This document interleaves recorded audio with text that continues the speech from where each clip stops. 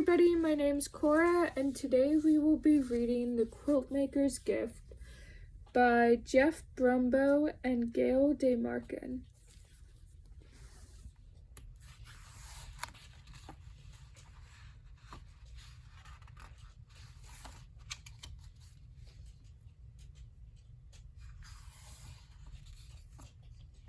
There was once a quiltmaker who kept a house in the blue misty mountains up high.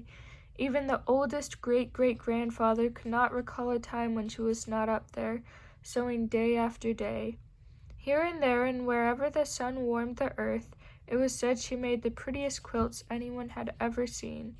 The blues seemed to come from the deepest part of the ocean, the whites from the northernmost snows, the greens and purples from the abundant wild flowers, the reds, oranges, and pinks from the most wonderful sunsets. Some said there was magic in her fingers. Some whispered that her needles and cloth were gifts from the bewitched. And still others said the quilts really fell to earth from the shoulders of passing angels. Many people climbed her mountain, pockets bursting with gold, hoping to buy one of the wonderful quilts, but the woman would not sell them. "I give my quilts to those who are poor or homeless," she told all who knocked on her door. "They are not for the rich." On the darkest and coldest nights, the woman would make her way down to the mountain to the town below. There she would wander the cobblestone streets until she came upon someone sleeping outside in the chill. She would then take a newly finished quilt from her bag, wrap it around their shivering shoulders, tuck them in tight, and tiptoe away. Then, the very next morning, with a steaming cup of blackberry tea, she would begin a new quilt.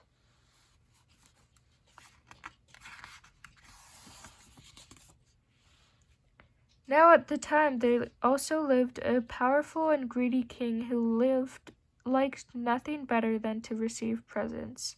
The hundreds of thousands of beautiful gifts he got for Christmas and his birthday were never enough. So a law was passed that the king would celebrate his birthday twice a year. When that still wasn't enough, he ordered his soldiers to search the kingdom for those few people who had not yet given him a gift. Over the years, the king had come to own almost all of the prettiest things in the world. Throughout the castle, from top to bottom, in drawers and on shelves, in boxes and in trunks and closets and sacks, all of the king's countless things were stashed. Things that shimmered and glittered and glowed, things whimsical and practical, things mysterious and magical, so many, many things that the king kept a list of all the lists of things he owned.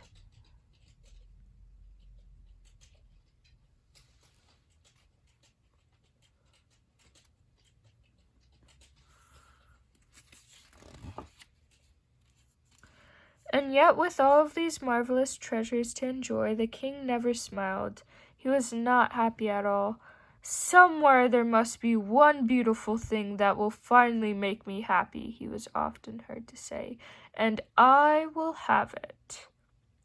One day a soldier rushed into the palace with news about a magical quiltmaker who lived in the mountains. The king stamped his foot. "And how is it that this person has never given me one of her quilts as a gift?" he demanded. "She only makes them for the poor, your majesty," the soldier replied, "and she will not sell them for any amount of money." "Well, we shall see about that," the king roared. "Bring me a horse and 1,000 soldiers." And they set off in search of the quiltmaker. But when they arrived at her house, the quiltmaker merely laughed. "My quilts are for the poor and needy, and I can easily see that you are neither." "I want one of those quilts," the king demanded. "It might be the one thing that will finally make me happy." The woman thought for a moment. "Make presents of everything you own," she said, "and then I'll make a quilt for you. With each gift that you give, I'll sew in another piece. When at last all of your things are gone, your quilt will be finished." Give away all my wonderful treasures?" cried the king. "I don't give things away, I take them." And with that he ordered his soldiers to seize the beautiful star quilt from the quiltmaker. But when they rushed upon her, she tossed the quilt out the window, and a great gust of wind carried it up, up, and away.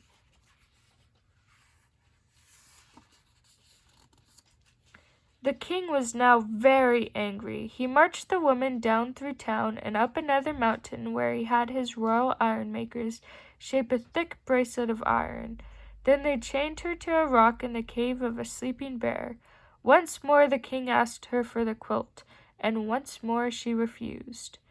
"Very well, then," the king replied, "I'll leave you here, and when the bear awakens, I'm sure he will make a very fine breakfast of you."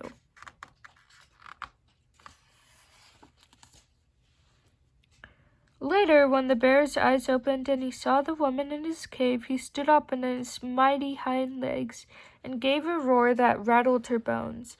She looked up at him and sadly shook her head.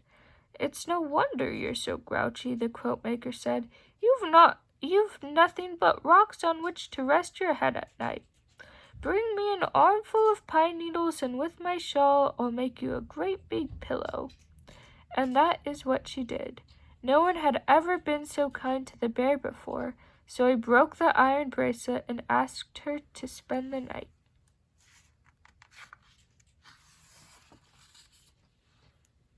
Now, although the king was very good at being greedy, he was very bad at being mean.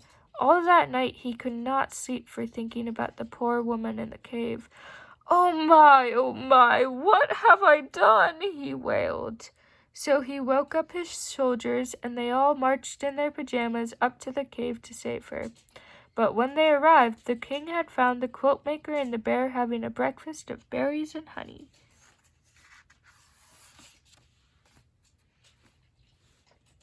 Now the king completely forgot about feeling sorry and became angry all over again. He ordered the royal island makers to build an island barely big enough for the woman to stand on her tiptoes. Once again the king asked her for a quilt, and once again she said no. "Very well," the king replied. "Tonight, when you're too tired to stand and lie down to sleep, you'll drown."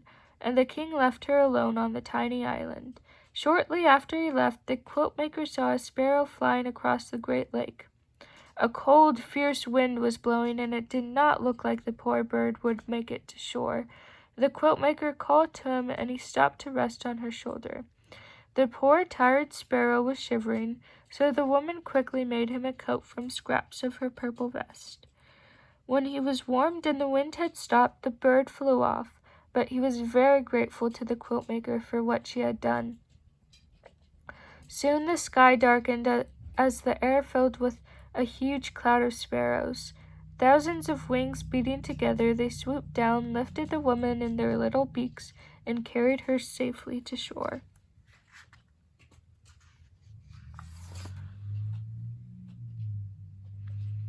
Again that night the king could not sleep for thinking about the woman alone on the island. Oh my, what have I done?" he moaned. So he woke up his sleepy soldiers again, and they marched in their pajamas down to the lake to set the woman free. But when they arrived, she was sitting on a tree limb, sewing tiny purple coats for all the sparrows. "I give up," the king shouted. "What must I do for you to give me a quilt?"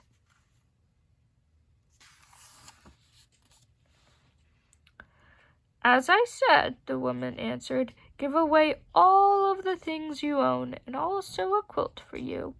And with each gift that you give, I'll add another piece to your quilt." "I can't do that," cried the king. "I love all my wonderful, beautiful things." "But if they don't make you happy," the woman replied, "what good are they?" "That's true," the king sighed, and he thought about what she had said for a long, long time. So long that weeks went by. "Oh, all right," he finally muttered. "If I must give away my treasures, then I must."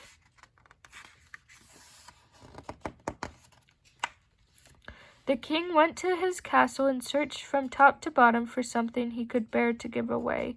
Frowning, he finally came out with a single marble, but the boy who received it smiled so brightly in return, the king went back for more things. Eventually he brought out a pile of velvet coats and went about the town giving them to people dressed only in rags. All were so pleased that they marched up and down the street in a grand parade. Still the king did not smile.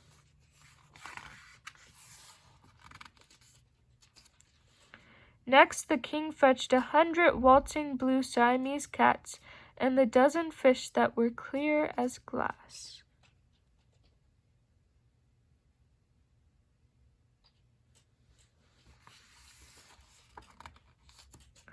Then the king ordered his merry-go-round with the real horses to be brought out. Children cried with delight and cartwheeled around him, and just the smallest of smiles began to show on the king's face.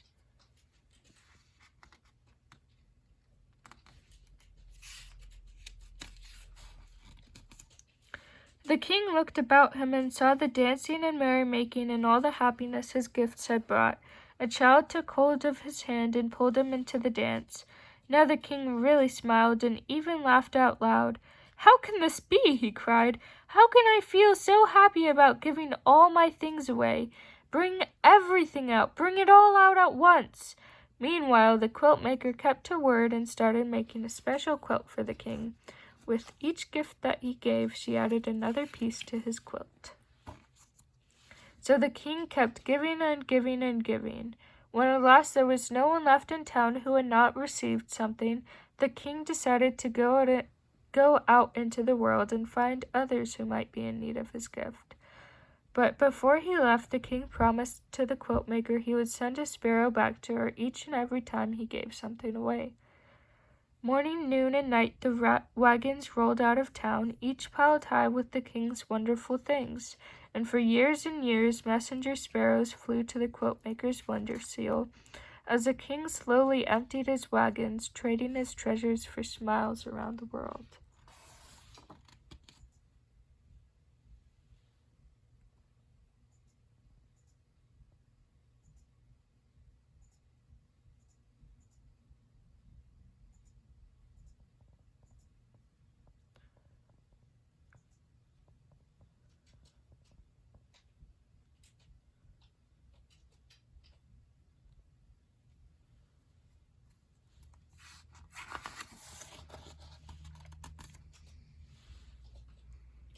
On and on the quiltmaker worked, and piece by piece the king's quilt grew more and more beautiful. Finally, one day a weary sparrow flew into her window and perched on her needle. She knew then and there that it was the final messenger, so she put a final stitch in the quilt and started down the mountain in search of the king.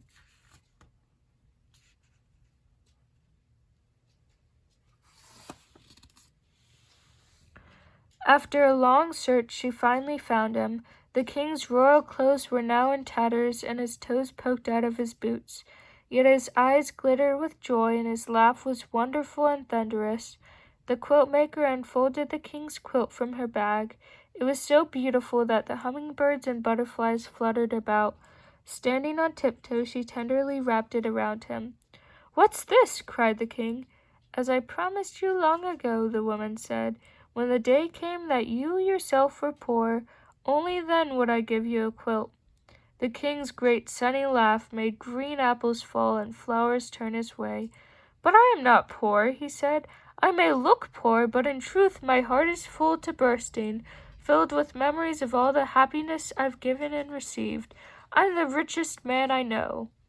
"Nevertheless," the quiltmaker said, "I made this quilt just for you."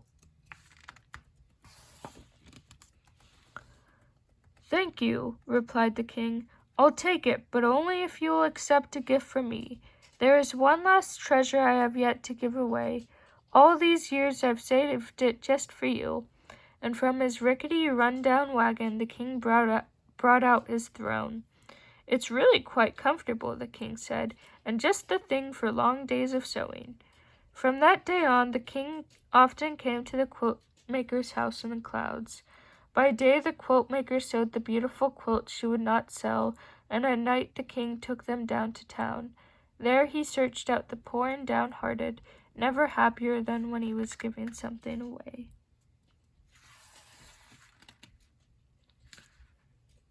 The end.